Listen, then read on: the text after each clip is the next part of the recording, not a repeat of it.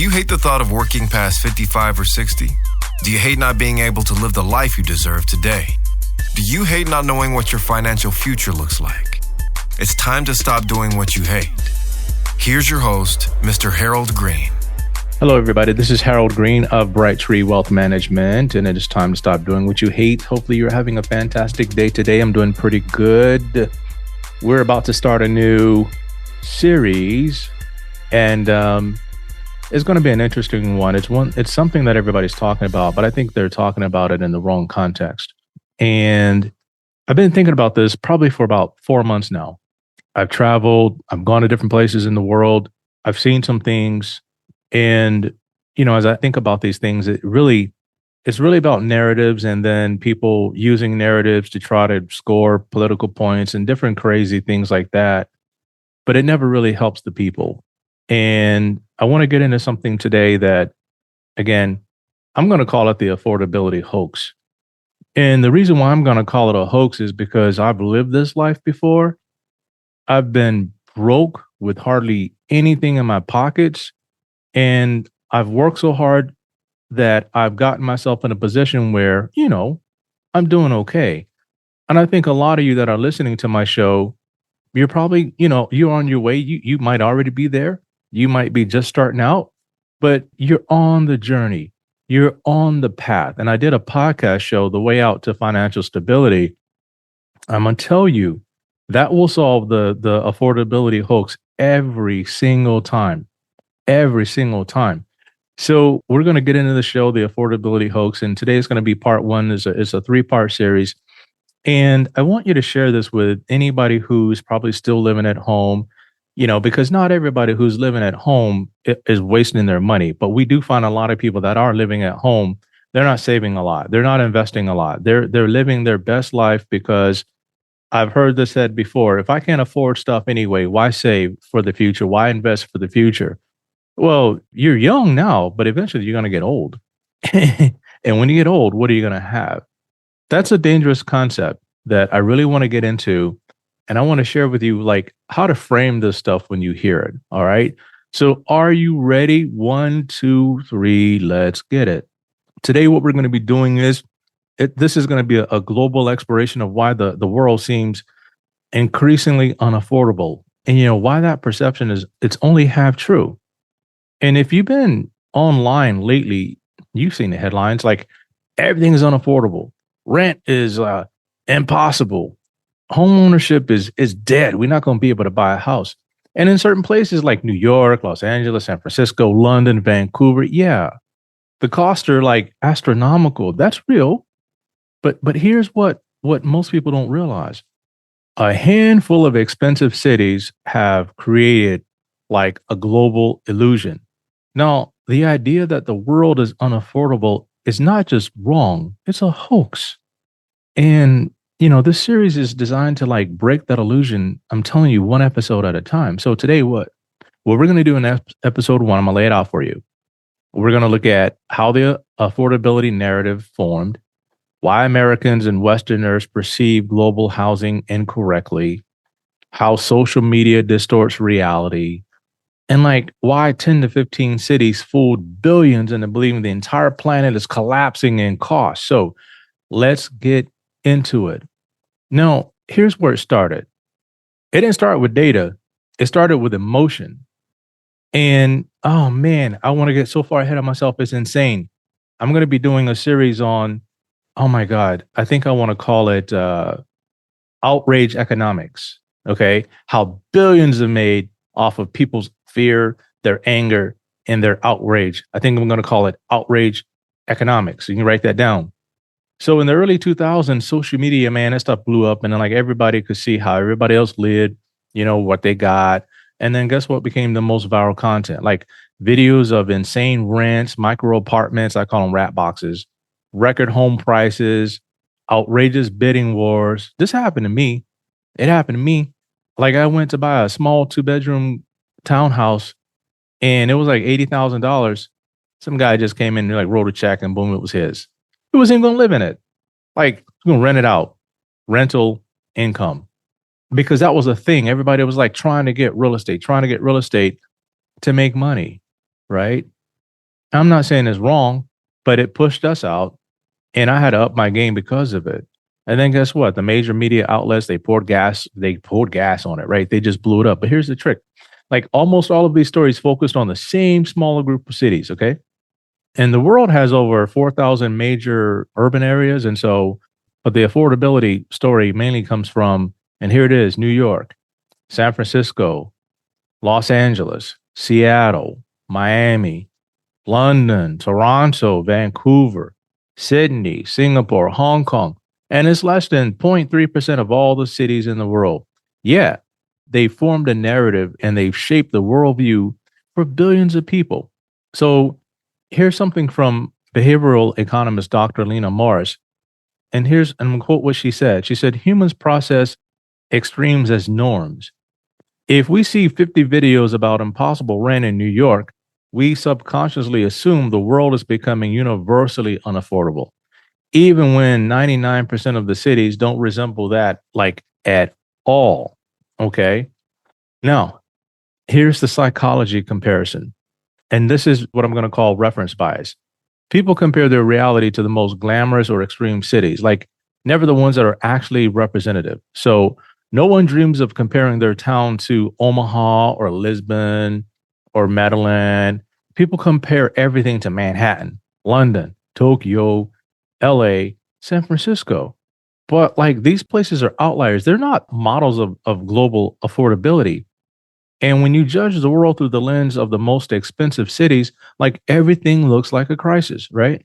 And I was in the gym the other day, and I was going into the men's executive locker room, where it's like, just like the executive one is nice and with showers and all kinds of stuff and just private lockers and stuff like that. And I was watching something on TV or just overheard something, and it's this like retirement planning show. And they were talking about some really interesting things, but it's basic information. Okay.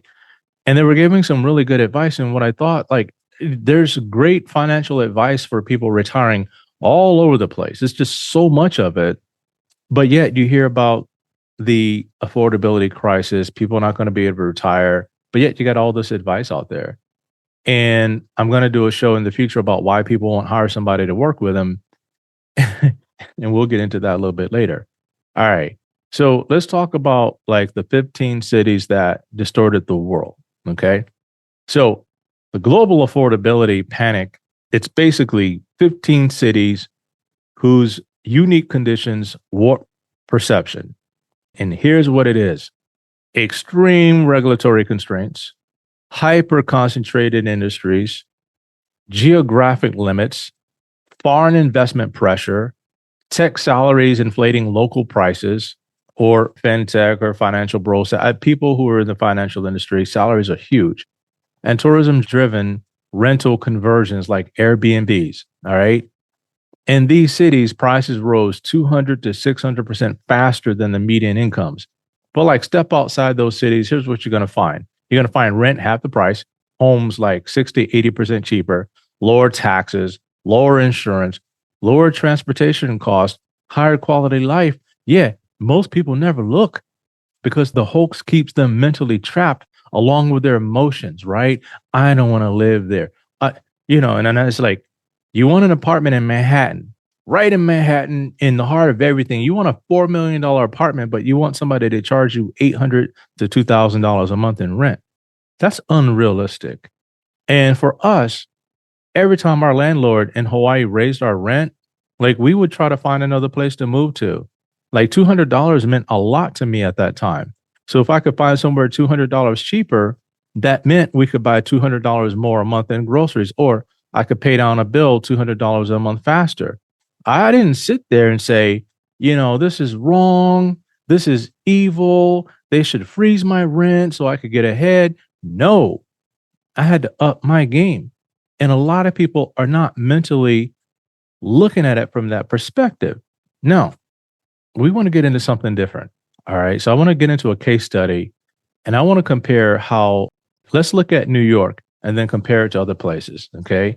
Now, I'm not saying you got to like up and leave and go to all these different places. I'm just like giving you a framework that if you are able to work from home, if you're able to work from anywhere in the world, Why would you put yourself in a situation where you're sitting there and you're like eating it? You're eating it. And there's a lot of reasons for that. But I'm not saying you got to move forever. You got to move, go somewhere and like save your money. And then you can come back and boom, buy whatever you want because you bit the bullet in the beginning. But a lot of people won't do that. So New York median rent is $3,900. Spain, Valencia, $850. Budapest, I'm not saying go to Budapest, but rent is cheap. It's $550. Kuala Lumpur, 500. Santiago, Chile, 400. And I've thought about Chile too. I've been looking at some places in Argentina. Man, they are nice. Lisbon, 900 to 1200.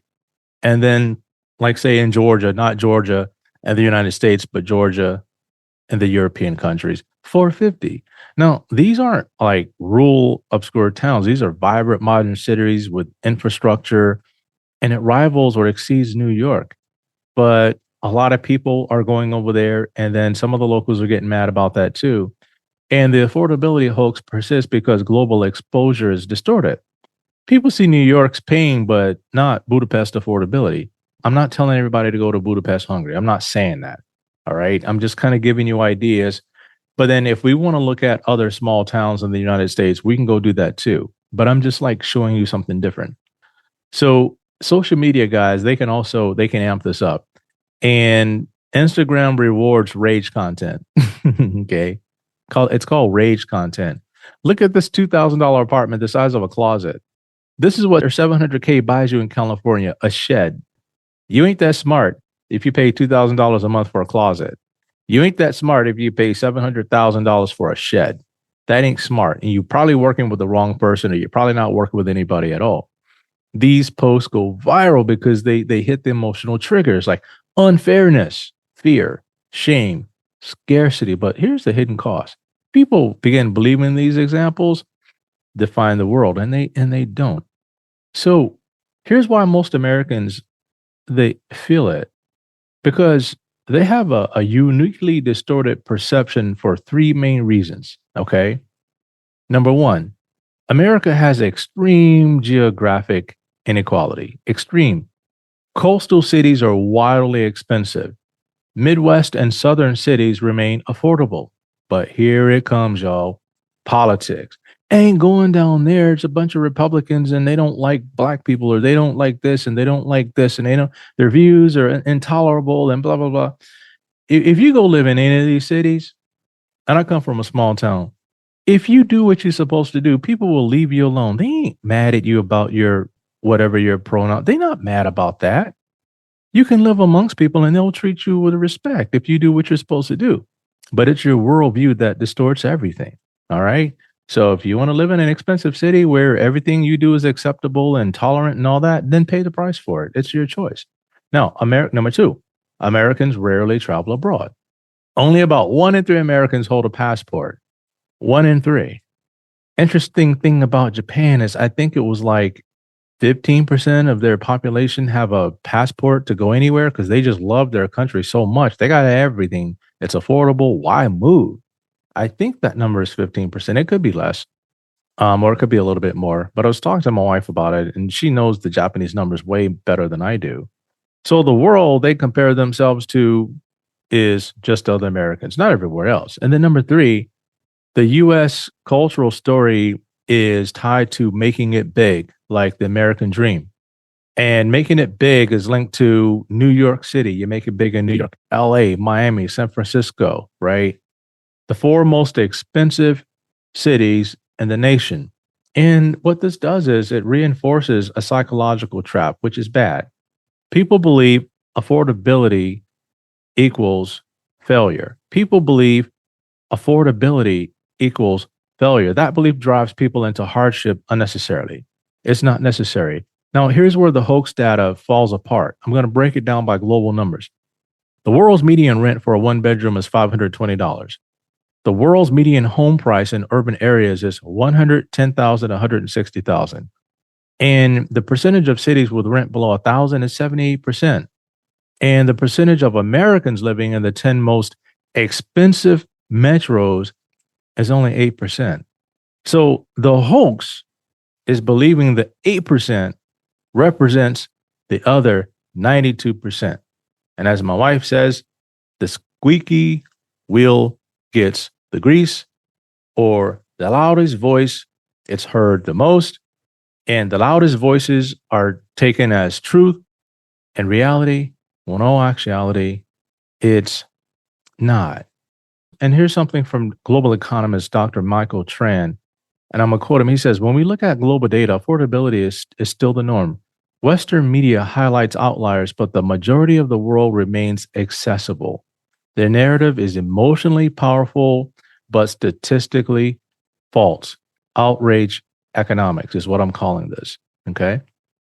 And here's a real story about a couple, and they're in Los Angeles. I'm just going to give them fake names. Mark is a software engineer. Jasmine is a teacher. They earn about $140,000 a year, but they were financially drowning. Rent $3,200, childcare $1,800 a month, commute 2 hours a day, savings zero. And they thought the world was doomed and everywhere else was worse. And then they visit Portugal, right? The cost dropped 58% overnight. Rent was $1,000. Healthcare was $65 a month. Groceries 30 to 40% cheaper. No car needed. And Mark still works for a U.S. company, and the wife teaches English online. Their savings, the highest they ever had. But the important part, they said, we didn't know life could be this easy. We'd been misled. And here's the thing. I don't know if they had family nearby, that they're trying to stay around family. They love baseball, and the team is there, and they don't want to miss a baseball game. You got to look at all these things that these folks are giving up in order to go, so then they can afford to make money, save, and then come back and then buy whatever they want because they saved and they invested, right? But not everybody can do that. I say treat it like the military. That's what I did. I was in the military. We moved around. I couldn't see my mom all the time. I couldn't see my brothers and sisters all the time. My wife couldn't see her family all the time because we were in the military. And we did our time. We got out, and now we're doing our thing in the regular world. So here's the real enemy. And I'm going to wrap it up with this. It's about having a limited imagination. And the affordability hoax is not designed by governments or corporations. It's designed by limited imagination. And people think, I must live here. I must work in this city. This is where everything is. I must suffer because everyone else is suffering. But the world is massive, and opportunity is uneven, but it's uneven in your favor. And I was telling you about the story I was talking about my daughter about, and she said, everything here in New York was horrible and it was expensive, and I'm struggling to buy groceries and stuff. And I said, yeah, you got money on the side, and I'm sending you money every month to help pay for stuff. But she was like, well, if I didn't get a job, I could have been just like all those other people who went to college and got bachelor's or master's degree and still can't find a job because of the economy. I could have been just like them living at home with you and mom. I said, no way. No way. You're not coming back home. Once you're out and you taste freedom and you have your own ideology and you have your way things work in life, in the world, you ain't coming back home because our ways of thinking don't mesh. I think this way, you think that way. And you need to have time to figure out if the way you think is really the way the world works. And I'm going to let you have that. So you're not going to come back home and I'm going to prop up your ideology. I'm not doing that. Okay. You're going to go test that out, make sure it works out there. If it works for you, great. But you're not going to come back home and live off mom and dad and because it's unaffordable and you don't have a job. I said, you know what I would have done? I would have sent you money out of my own pocket to make sure you don't come back home and stay for good. Now, I'm not saying she can't come visit because we always visit each other and hang out, but living together is different. Once you become an adult, you ought to be on your own, not at home. That's just me. That's how I think. A lot of parents think differently than I do, but I'm very strong in my faith. I'm very strong in what I believe. I'm very strong in my convictions, and I'm not going to let them down or drop my convictions because my child is having a tough time in life because their convictions aren't leading them the way that they thought it was going to go. And that's real world talk. All right. And also, I wanted her to become a stronger person and fight harder. If things aren't working out, fight harder. Yeah, life is hard, but that's why you have your faith. That's why you have people to lean on. That's why you have your parents to talk to. You have us, and we'll do what we can. And then she made it. She got a job making good money, and it's a job that she'll be able to get promoted in and go high as she wants to go in the future. Okay, so she got an apartment that she can quote unquote afford. It's not the best of places, but it's helping her to live out her dream. And I told her, I said, no, I wouldn't let you come back home. I would have made you stay out there. And now you achieved it.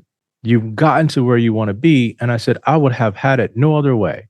I'm not going to shortchange you and like let you come back home and then give up on your dream. Like, I will help you. I have other parents who think just like I do. They're helping their kids become doctors. They're paying the rent.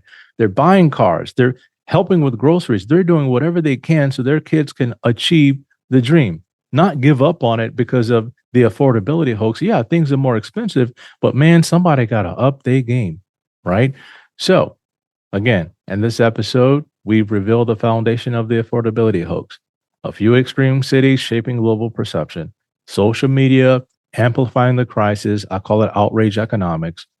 Human biases interpreting outliers as norms. Data providing the world is still accessible. Real stories showing how dramatically life can improve by moving. I moved to Vegas. My life improved. And the affordability crisis is real in certain locations. I'm not going to take that away from folks. But the idea that the world is unaffordable or other cities in the United States are unaffordable, that's the illusion.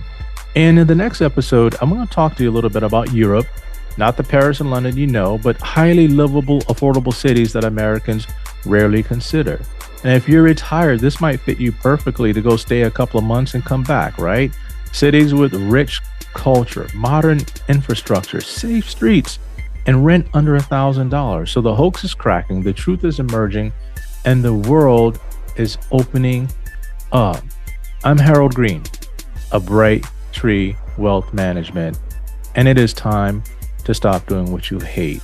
Thank you for listening to episode 1 of the Affordability Hoax. Stay tuned for episode 2. And until next time, everybody, 1, 2, 3, up your game. No, let's get it. This is the podcastfactory.com.